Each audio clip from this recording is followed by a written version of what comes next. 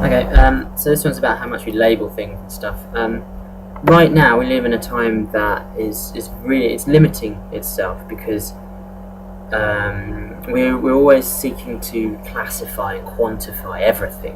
You know, this classification comes from our desire to understand things. But ultimately, what happens is as soon as you classify something, it just enables us to forget that thing. You know, once we classify something, you no longer actually have to look at the thing itself, you just look at the classification.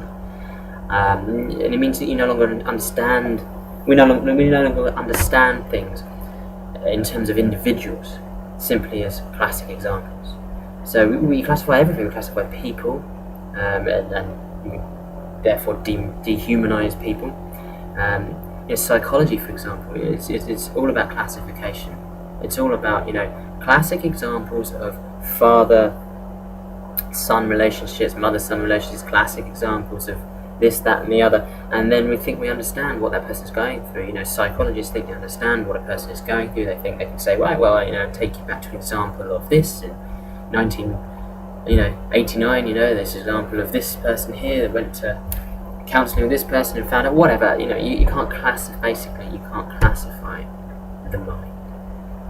Yeah, I mean, we all know that. You are individual. I'm individual. Every single person in this world is individual. That is part of what it is to be human. We think for ourselves. Yes, okay, we're not very good at it at the moment, a lot of us, but we still have the capacity to think for ourselves. So our minds are individual, none are the same.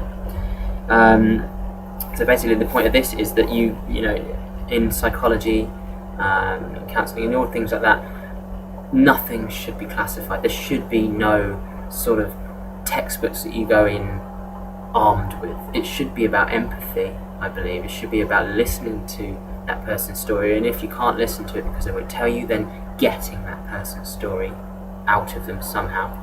And then, as I say, empathizing and trying to feel what they feel, and then giving them hope, giving them motivation, things like that. Anyway, I've got here as well, how can you classify all people according to their age, for example? It's the same as using a star sign. People develop, well, that's all, to be honest, that's all sounds bollocks to me at the moment. It's my word, but it's quite old. Yeah, so that's pretty much it. Cheers.